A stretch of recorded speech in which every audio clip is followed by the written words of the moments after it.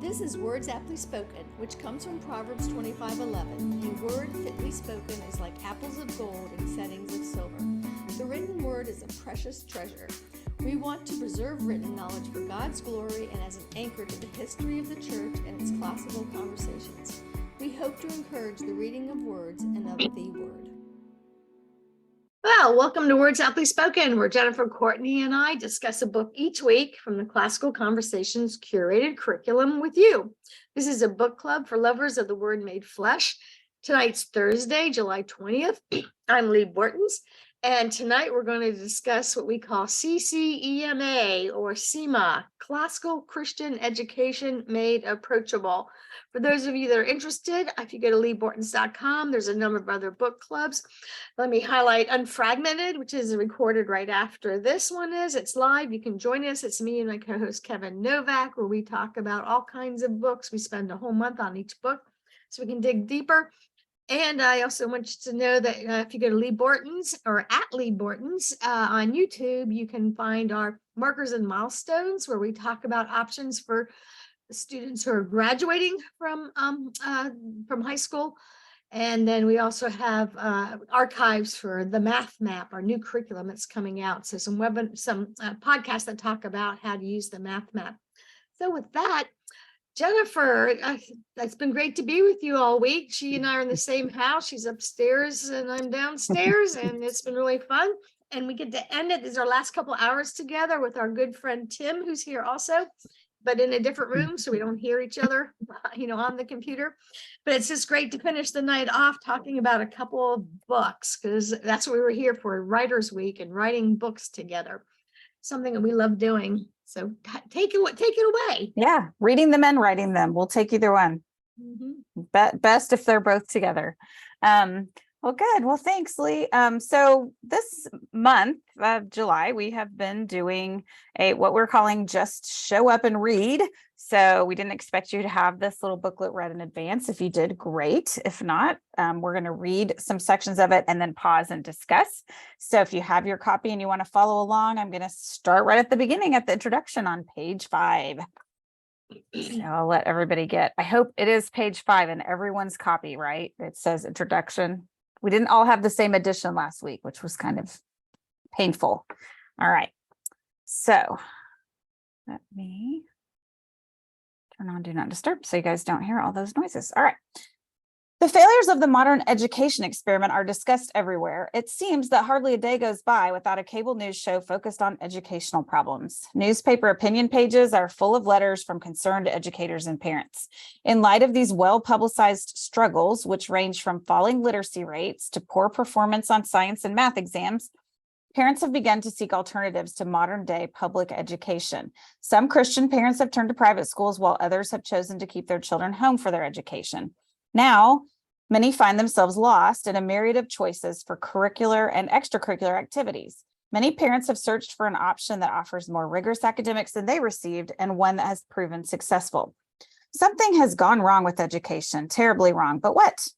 What has happened? What has shifted to bring about our current educational dilemma? These are questions that must be raised. The blueprint of modern education is not working.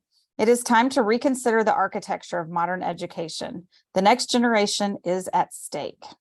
If education is, as G.K. Chesterton says, simply the soul of a society as it passes from one generation to another, then we would do well to soberly evaluate our current educational approach and goals.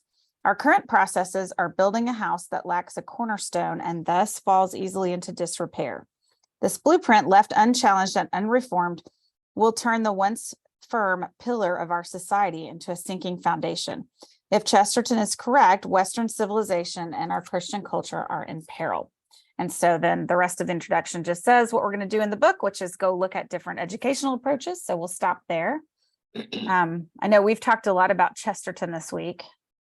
Seeing this again, is there something that you want to share about it, Leigh? This thought of passing the soul of a society? Yeah.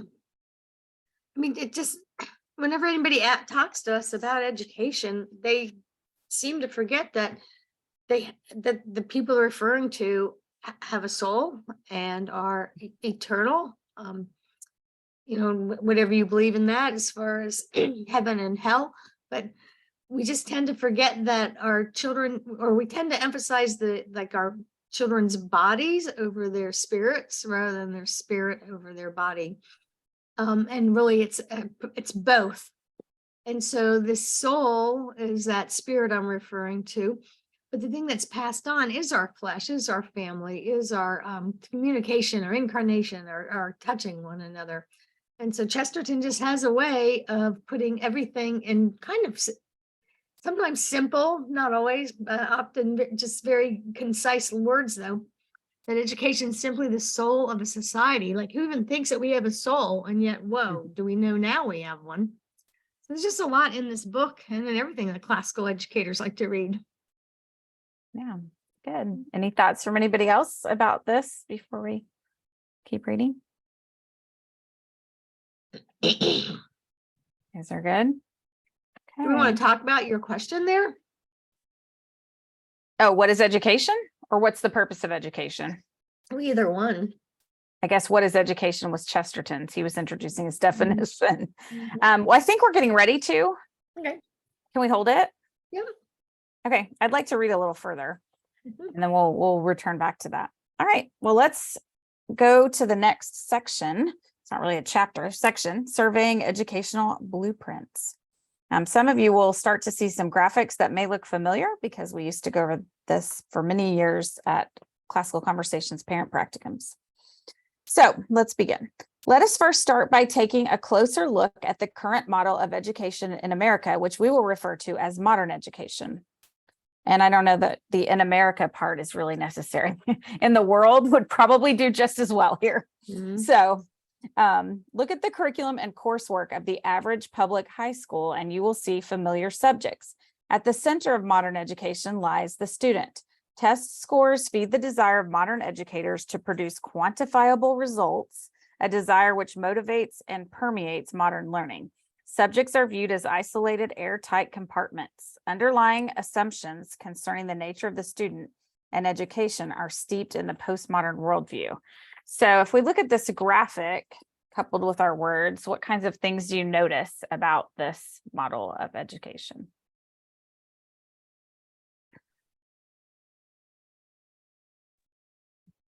Well, I see subjects, and they're all going around the student, but they are each in their own little bubble. Yes. And there's no connection anywhere. It's just the students in the middle, and then there's all these subjects that are floating around the outside. Yeah, so they're sampling here from here and there, but no crossover. Good. Yeah, when you started saying that they're circling the student, it really made that come home to me, that this is almost like the what we're talking about is a seismic shift, like moving from the earth-centered model of the universe to a sun-centered model of the universe, right?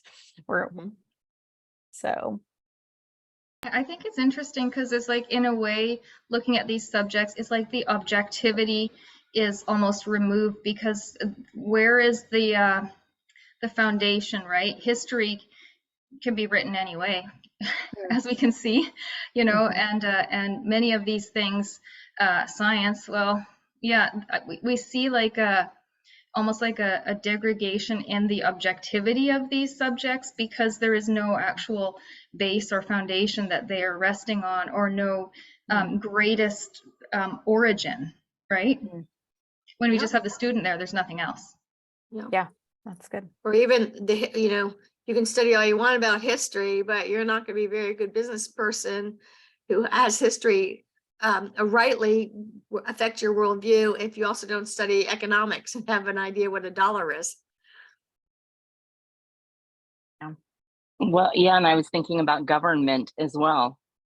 It's not going to do you much good with your history or government, actually, if you're looking at government, if you don't have the history that is part of learning about government and how we got different governments and stuff. Yeah, that's good. And also, if you're going to understand your government or reform it, knowing about economics matters too. Matters a whole lot. Good. And there's no beauty without the fine arts in the sense of, just the three-dimensional sense of beauty. There's all kinds of beauty in each of these individual subjects, but it's hard to see them if you're not looking for beauty out in the world and for a way to connect them all. Mhm. And you won't know what the right role of government is if you haven't studied philosophy and know what man is. Mhm. True. Yeah. Hmm. All right, well, let's read on a little bit. We can leave this slide up for a minute, Christine, because we're still kind of talking about this one.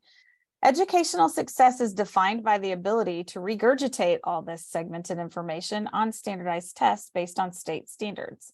Before we accept this practice, we should stop to ask, what are the goals of the state? How do they relate to the student? How should they relate to the student? The nature of modern education driven by state standards requires a tremendous narrowing of education in effort and focus. How is this accomplished? By narrowing and reducing education to what is measurable and knowable by the state or whatever authority. Thus, testing and transcripts become a golden calf.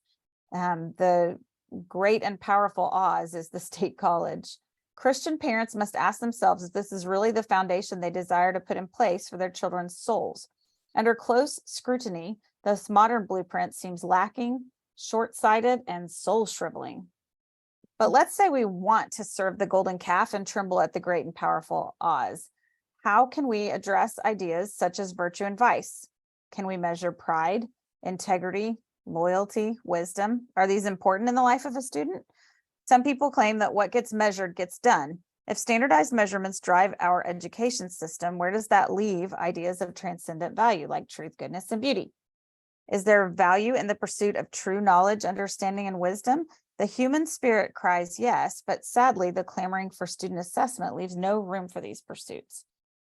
Christian parents therefore turn to private Christian education, hoping to find a better alternative. However, in many Christian schools today, we find the same fear of falling behind state standards, which leads to a segmented study of subjects with the student placed firmly at the center. In some of these schools, tacking on Bible class as an additional subject justifies the title of Christian education. At heart, this model is simply a replica of modern thought with an added Bible bubble. That's fun to say. Does the addition of a Bible class offer a valid litmus test for a Christian education? So we can flip ahead and look at the next slide, which is the graphic that's in the book. So here we have the one we looked at before, and now we've added Bible study. So thoughts about that from anyone? One thing that it does is by having Bible studies from a grammatical perspective, that's a really wonderful thing. And young children won't learn things as integrated as, say, an older student who can ask good questions. But lots of times that Bible study is put there in such a way that there's no room to compare it to what else is going on in the world and just show how the Bible is so applicable to being ready with an answer when we do confront evil or difficult situations, because we're only studying the Bible and not its philosophical implications as well as practical elsewhere. I think also it forms a habit of thinking like, I think like the whole you were reading earlier, even with subjects, we form the habit of disconnecting science from history or language from history or economics from government. We segment those subjects. And I think we also, if we're not careful, can instill that habit of, well, Bible study is done, is a subject, but it doesn't, like Leigh was saying, doesn't interconnect with anything else. But also I've developed a habit of, well, I've Bible study, check, that's done, put away, sort of like sometimes we do with church, church doesn't affect the rest of us. So I feel like especially for students, because that's their world, that we have a perspective as an adult, but they're developing a perspective. And I think that it's not a great habit. It's not, so that to kind of tack it on, but yeah. The other thing that still happens in this Christian education too is usually you'll have like an expert teacher or a soccer coach who's conscripted to teach each of these. rather than what a homeschooling parent or even a classical tutor would have done in the past, and of course CC does now, where there's an adult modeling for the student how they tackle all these bubbles Mhm. and what's hard and what's easy within them, and how just how the grammatical content leads to the questions that begin to integrate them, instead of, okay, now your 45 minutes are over and no questions, the bell's rung and it's time to make room to go to the next bubble.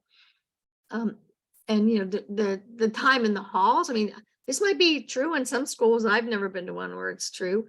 But as I go from Bible study class to government class, in the hall, we're not stopping talking to one another about what we just learned and thinking about how we're going to apply it to the next bubble when we walk in with that teacher, because we're children. This group would do that, right?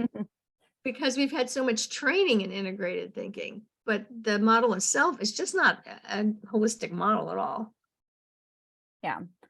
And we talk, when you read Francis Schaeffer's books, he makes a big deal out of talking about this split between faith and reason. And this physically does that. The students have no idea how their faith has founded science, or it's just to them, it is the Sunday school thing. So now I'm doing it more days a week, but I essentially haven't solved the problem. It still is completely separate from the way I live and think.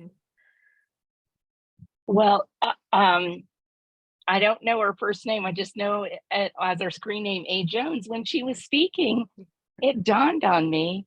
Now I know why I didn't really like going to Sunday school when I was a kid, because it didn't apply to anything. Do you know what I mean? You heard stories, but you were just told the story. You didn't see how you could use it in your life every single day. And golly, what a crime. And every single day we're talking about the Bible, and we're talking about how we see our Father in everything that we do, and just talking about Jesus and how he taught us how to live our lives, and reading the Proverbs by David and Solomon, and the Psalms. And it's like, God, I just feel ripped off from that. Not now, but I'm so happy that my kids are making these connections. It's taken me a while to sort of figure out how it all works, but we're getting it, and it's good. So Yeah. Sorry, that's what I started thinking of when A. Jones was talking. I know, it's Amy. And this is Amy. week 2 of us having that reaction, because when I guess it was 2 weeks ago when we were talking about Beauty for Truth's Sake, we said that's usually what everyone's reaction is to reading that book is, man, I really got gypped in my math education, and I'm really mad because I could have been seeing and reveling in all these things a long time ago if someone had just showed me how. So that's part of the process, I guess, of reclaiming our own educations. We have to be angry a little and then put the pieces back together. Well, good. All right. Well, we can go and do a little bit better here. So we'll read that. I think we are on the paragraph in the middle of page 9 in between the two graphics. So furthermore, we should ask ourselves if the student rightly belongs at the center of a Christian education. The unifying core of Christian education by its very nature must transcend the student's own narrow understanding. As we move further along the education spectrum, some recognize that the student does not belong at the heart and center of education, but rather God, the author of creation, belongs at the center. We also see the introduction of the wider scope of the consequences of ideas and the exploration of them in a pursuit of wisdom, the study of philosophy. There you go, Tim. It's like you knew it was coming. We're moving closer to the educational ideal with what we would call a good Christian education. So if we can put that one up, Christine, we can look at it a little and see what's different here.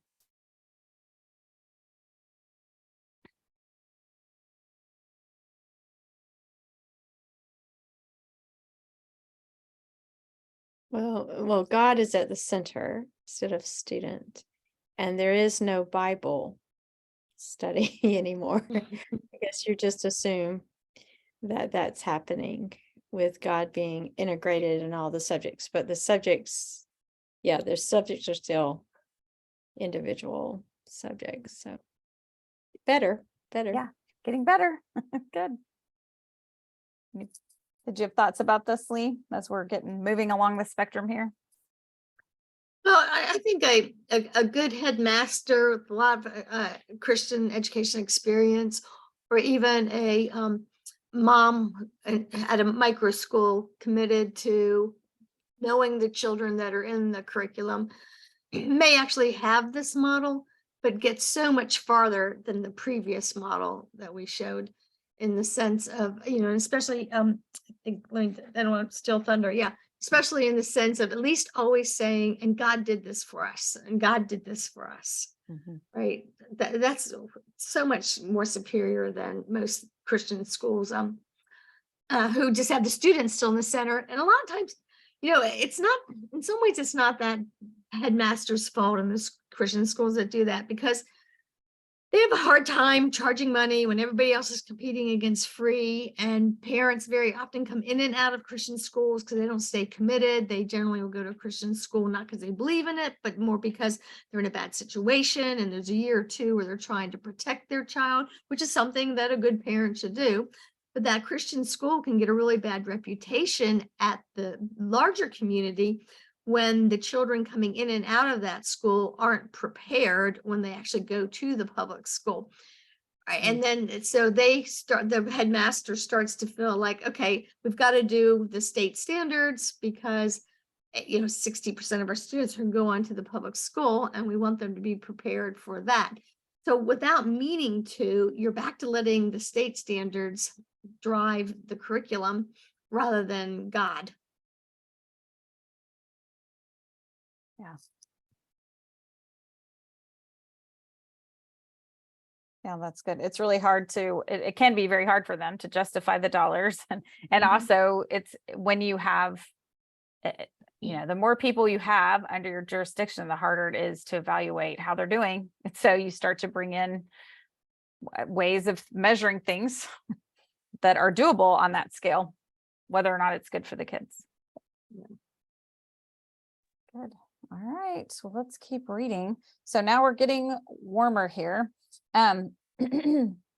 So as we move, we're at the top of page 10. As we move toward an ideal of Christian education, we therefore acknowledge that God is at the center of all knowledge, and we seek to know how he is revealed in each academic subject. A good Christian education will seek to know God's plans for the fine arts and to recognize that he created math as part of his design for an orderly universe. But should education stop here? God reveals himself through each of these areas of knowledge. However, Christian education beckons us to press further in this relationship. A great Christian education views the subjects as reflecting and relating back to the creator and sustainer of all things. Can we learn more of God's attributes by studying philosophy or chemistry or history? Can we use our knowledge to pour forth praise? That would constitute a great Christian education. So if we want to flip ahead, Christine, we can look at that. So now we have God ordained math, but also when I learn math, it tells me something more about who he is. Does anyone have testimonies of those moments, or you look like you're having a thought, Leigh? Oh, I was just comparing it to the previous bubbles. I'm having a comment on it. Does anybody else have something though? Well, we've been working on the math map in our on our team, and my oldest son was a math major in college, and he did that as his CC final research, what do they call it? The final paper. Thesis? Sorry. Yeah, their thesis, I'm sorry. And I when he was talking through it, and he was just talking about how God is integrated in math and how he's reflecting of math, and I just thought, that's astounding. I've never even considered how it works, like the immutability of the number 2, or and he just talked about that, and we were just I just kind of rediscovered that recently, or was rethinking about that, and just how glorious that thought is. And so to me, I love CC for that, for him, because he had a love for math, and it did this, like the integration of seeing God through that. But then just him sharing that with me, it was just really amazing. It was like the only way I could imagine immutability in that sort of way. I don't know how to describe it, but that was a wonderful insight that I gained from that. I'm glad to hear that. Yeah. Yeah. So like I think about economics, the more you study economics, the more you should become aware of I don't know how many, probably over 1,000 Bible references to money. Mm-hmm. And as you study economics, you start to go, if you don't work, you don't eat. And you mean the owner can pay the wages that he wants to pay? And, all those verses come alive. And so that's where, like, you start to see that God's affecting the economics. But then for you to then take that next step and point back to God and say, you know what, Lord, I'm going to be extra generous to the next waiter and give him a bigger tip because I want to learn from your economy. Right? That we start to talk about how it goes both ways. Yeah. Good. Yeah, we talked about that a little bit again on the Beauty for Truth's Sake call, when we were talking about how Caldecott says that the cathedral is the physical artifact, the incarnation of the quadrivium. That is a visible representation of where arithmetic and astronomy and harmonics and geometry intersect, was in those cathedrals. So I was thinking about that as you and Amy were talking, that the cathedral is possible because God ordained all these subjects, and it is the thing that reflects his glory back. Mm. So good. All right. Well, we're getting better here. I'm suspecting we're going to go a little bit further, so we can go to the bottom of page 10. So now we've developed a truly Christian paradigm for education. What distinguishing and additional elements compose a classical education? Dorothy Sayers explains the distinguishing characteristics of a classical Christian education. Quote, do you often come across people for whom all their lives a subject remains a subject, divided by watertight bulkheads from all other subjects, so that they experience very great difficulty in making an immediate mental connection between, let us say, algebra and detective fiction, sewage disposal and the price of salmon, or more generally between such spheres of knowledge as philosophy and economics, or chemistry and art? And that's from her speech, The Lost Tools of Learning, from 1947, speech she gave at Oxford. Sayers' observations reveal the plight and product of, as well as limitations within, modern education, our tendency to ignore cause and effect and other relationships between the core subjects. Hence, purposely exploring the subject parts in relation to the whole, we come to our final educational paradigm, the classical Christian model. So we can flip to the slide, Christine, so we can see it as I read this last bit. With God still firmly at the center, a classical Christian education moves one step beyond a great Christian education by considering the relationships between economics, science, and history, and the interconnectedness of math, language, and the fine arts.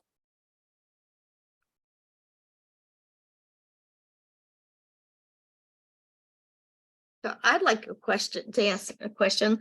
We quote this section of Dorothy Sayers a lot. I think it'd be worth spending some time on it. Yeah. So if someone ask any of you, what is the connection between algebra and detective story?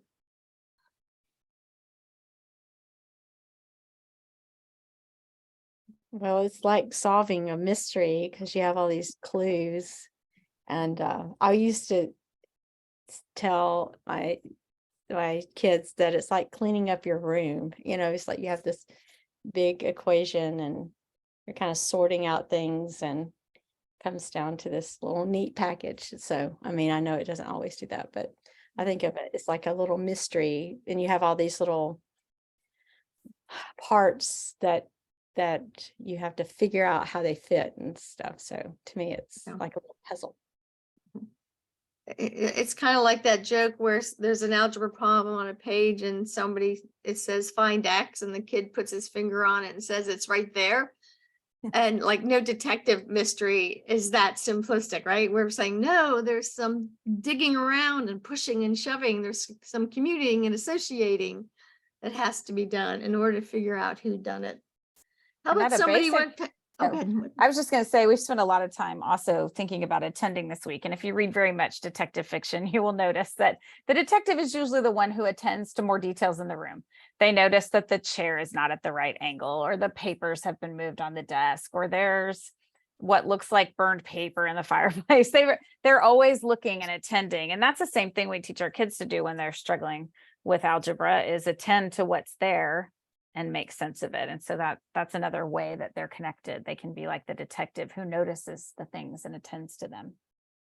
One of the things I've always wanted to write a detective story around, but I just can't get farther than what I'm about to say, is I think there should be a detective story where it gets solved because the murder happened in a room with a light switch on either side. And the detective noticed that it's not in the normal position, that they went out the other door or did something with the bump the light switch. I don't know what. So if any of you clever people want to steal it, feel free.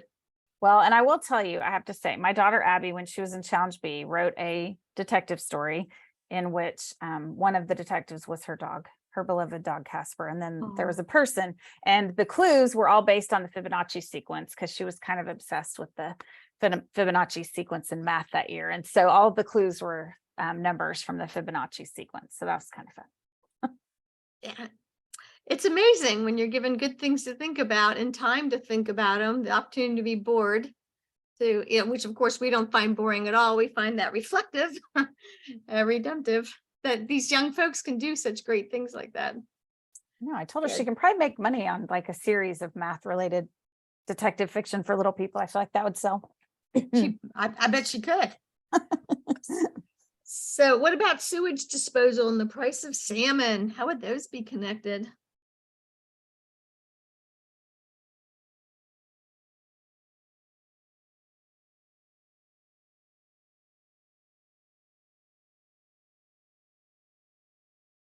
Okay, I'm going to ask a question. Do we think it has to do with clean water? That's my guess. I think the salmon need clean water in order for us to get plentiful salmon in order to have a lower price. Yeah, so if the water's dirty and the salmon are dying, what happens to the price? Goes up. Up it goes. Yeah, so I think, Dorothy probably gave these examples as something crowd in Oxford might have been familiar with, because there it's a university. Supposedly they would have algebra and they would read fiction. They might have had sewage problems because that was all just beginning to happen in cities back at that point. But I'm always curious about why she picked salmon, if there was salmon running through Oxford or something or Cambridge that I don't know about. Yeah, I don't know. Or maybe it's just alliterative. I wish we could ask her. Or Well, maybe the Brits do like their salmon. It's true. They love smoked salmon. So maybe- it could have had something to do with that. maybe it's just the cost of labor has gone up and therefore they're both going up. Mhm. Right. True. I'm also having flashbacks to a night at the dinner table when my husband was drawing supply and demand curves on paper towels to show the children how the price system works. I mean, so I live on the West Coast, and so we have salmon here. And we were also in our city, we had like a bit of a controversy because the city for many years didn't have proper sewage treatment. And so it would go into the ocean because the ocean's convenient, it's right there. And I wonder if a story was published about the filthiness of the ocean and the salmon you're eating, what's on those fish. And who knows, maybe that caused a bit of a price difference there. It could be anything, right? Yeah. And they didn't even have salmon farming back then, so you can't even pull that in. but that's added another dimension. Mhm. Yeah. Yeah, it's amazing how we actually live in this connected world, which is what the next slide's showing us. Yeah. I think we made some pretty good connections just then, just from looking at that quotation more closely. All right, are we ready to read on a little bit more? So I think we're at the bottom of 11 now. As we consider how and why we educate our children, let us consider the classical Christian model as our educational blueprint. How do we make it a reality? How do we make classical Christian education approachable? That is, after all, the title of the book. So first, most parents and teachers were educated by the first model we considered, the modern education paradigm. Therefore, we will need a paradigm shift. We'll need to inform and transform our thinking when it comes to education. As a first step, we will take a closer look at the beauty and benefits of a classical education, and then recover the timeless tools of learning by investigating and expounding on the trivium, which is the grammar, dialectic, and rhetoric. Then the book goes on to take a look at the how and the what. And so we're spending most of our time tonight looking at the why section. So we can move on, I think, to page 13 and see how much further we can get into the book. Because I think we want to get a little bit deeper in the why. So we've gotten a good sense of, well, we've got a beginning sense of why we might want to pursue classical Christian education, but let's dig a little deeper. For many readers, the phrase classical education may conjure up images of philosophers in flowing robes gathering in the ancient marketplace to dispute ideas. Others may think of the study and performance of classical music, or of a curriculum which studies history and literature chronologically. Still others may associate classical education with the rote memorization of large amounts of information. All of these images skip ahead of the simplest definition of the word classical: skills and knowledge that endure through time and are worth being learned. So we talked a lot this week when we were together about the fact that we're trying to recover timeless skills and arts that lead us to address timely challenges. So do you want to tell folks a little bit about that, Leigh? That idea of timeless? Yeah, because we're also driven by the tyranny of the urgent and the inability to delay gratification and the me and all that stuff that modernity has kind of been associated with. And in one way, there's nothing wrong with that, right? If somebody has a need, we need to help be able to meet it. If somebody has had an opportunity that they maybe can't pay for yet, that'll serve the kingdom of God, it's great for all of us to pitch in and make it happen for them, right? There's so many things that are timely that you need to get done by a certain date, but it often just feels like that's the only thing we measure just life by, not just education. And so what we're trying to do in the classical education ecosystem is remind people that, one, you have forever. If it needs done, it's going to get done. And then two, the problem's not new, and the solution that you may have, that you may be accepting or looking for, there might be a better one in the past. That we need to stop being what Lewis called chronological snobs and say, well, everything progressive is right, and it's we need to use the technology of the day, and there's no reason to ever go backwards. And of course, then that inculcates a group of people, a culture that's not reflective and also doesn't care about history. Like sometimes we talk about how the kids these days don't know anything about history. And I'm wondering if the parents gave them a reason to care about history in the first place. And so we're trying to recognize that both matter, and the timelessness of principles and things the church has done well, or that innovations that businesses have been part of. If you can look back and see what they did in the past, it might make the solution for the timely need different, or even better, or less expensive to implement. That we need both, and we tend to just do the timely. Now, you got the whole thing with the ivory tower and people saying that, the academy is totally ineffective. All they do is sit around and think and twiddle their thumbs. And we, of course, go, yeah, because sometimes you need to think and twiddle your thumbs. And so wisdom comes from knowing when to focus on the timeless and when to focus on the timely. So those are just things that we think a lot about, those of us who write and lead classical conversations. Yeah, that's good. And I think your phrase, Lewis's phrase, chronological snobbery, might lead us right into the next paragraph about postmodern culture. Postmodern culture values continual change. In the last century, technology has proliferated rapidly, resulting in the widespread belief that change equals improvement in every arena. Without evaluating the claim itself, we accept that adding more technology to the classroom, such as laptops and smartboards, should automatically result in a better education.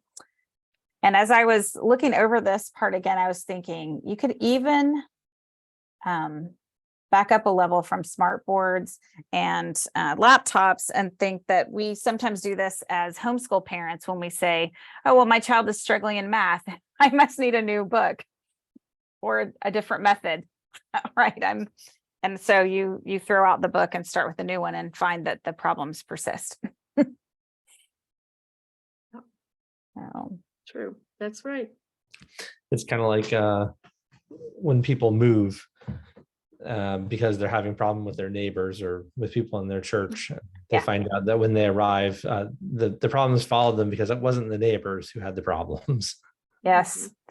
I'm going to connect something really weird here, as I seem to need to do this once every book club. Adam Sandler once did a spoof commercial where he was a travel agent, and that was exactly his pitch. He said, we can take you to beautiful Italy. We can show you all the Roman ruins, but you will still be there. The sad self that you are is coming on the trip. I cannot replace who you are. And he just goes on to do that in country after country. That's pretty funny. That's funny. Mm. Oh, we bring ourselves. Yeah. Well, that's why it's really hard not to focus on the timely, because I mean, we get up every day and we have the body and the mind that we have at that moment. So. Right. And that's why that is usually the thing we need to deal with. So if our child is struggling with math, I'm not saying it's never the text. Right. But what I am saying is it is often the habit of attention or working carefully or sitting still or what. There's a whole host of things to evaluate about ourselves. Maybe it's me and I'm not explaining things well or slowing down enough. There's many things to diagnose. So. Well, I do want to get us to this quote, and we're almost there. So when we seek improvements in education, we instinctively gravitate toward the latest and greatest instead of evaluating quality content. This penchant for change is profoundly present in our contemporary schools when they switch textbooks and alter teaching methodologies each year. It creeps into our homeschooling each time we change curriculum. We join in the tides of change out of fear that we will somehow be left behind, when perhaps that is precisely what would serve the learning student best. In contrast to the postmodern love of flux, Scripture teaches that God himself and therefore his precepts and commandments are unchanging. As his followers, we are charged to remember his truths, his commands, and his faithfulness instead of being blown about by the winds of change. In the Old Testament, the Israelites are repeatedly exhorted to remember God's deliverance of their forefathers.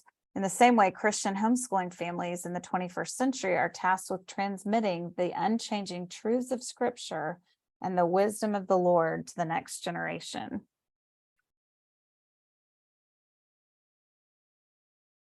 So this is a good description, I think, of that timeless that you were talking about. This kind of reminds me also of your devotion this week, Tim. Do you want to talk a little bit about that, since we're this idea of remembering?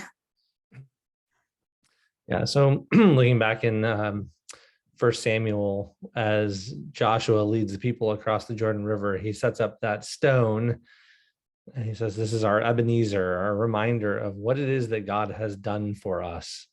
And it sits there silent and doesn't speak and doesn't have any words written on it, but it's the reminder, the constant unchanging reminder of the faithfulness of God. And even in the light of every day being a different day and us learning and growing and changing, God's character and promises and what he's done are always sure.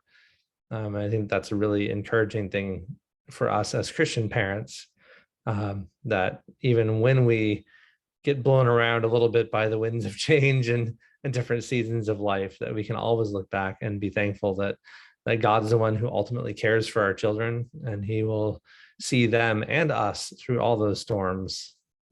Mm-hmm. Yeah. And through every day of homeschooling. Sometimes the storms are very short, and the storm might be a math lesson.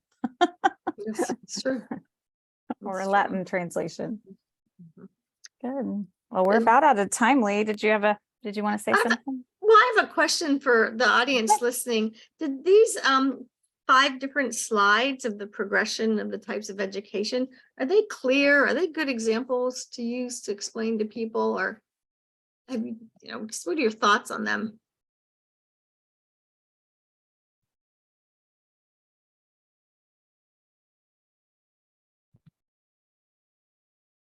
I think they're so beautiful. I really do. Kind of interesting, as you start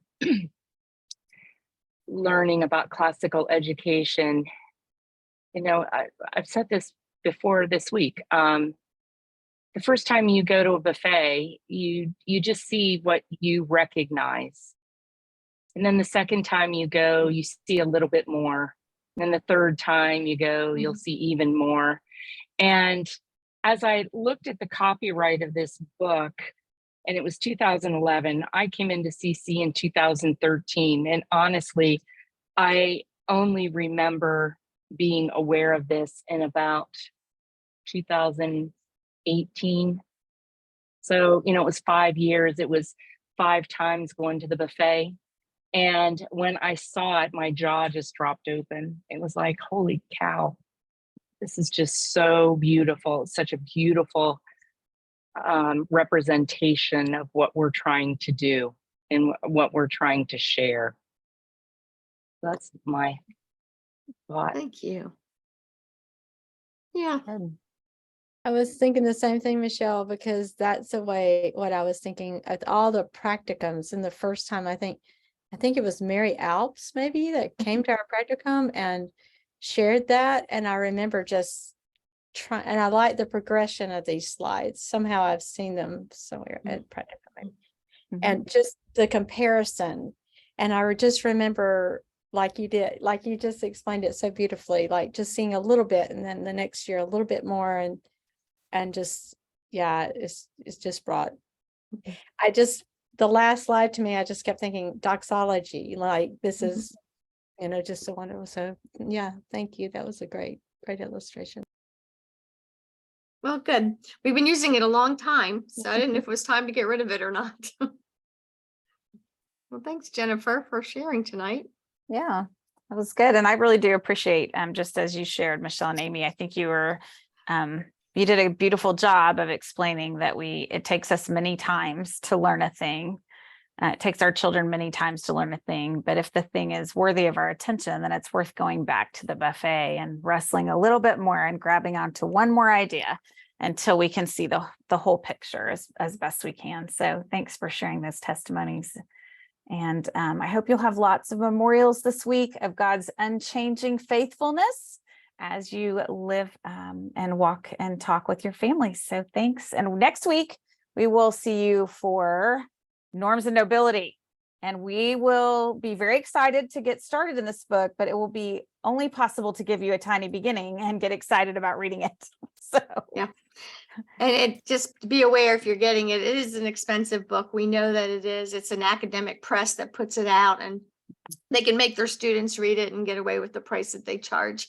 So, but we do sell at Classical Conversations, and I bet you there's copies online too that you could buy for less. So thank you very much. And I look forward to talking next week, because that's one of our CC classics, and it'll be great to have you here. Thank you, everyone. Thanks, everybody. Night.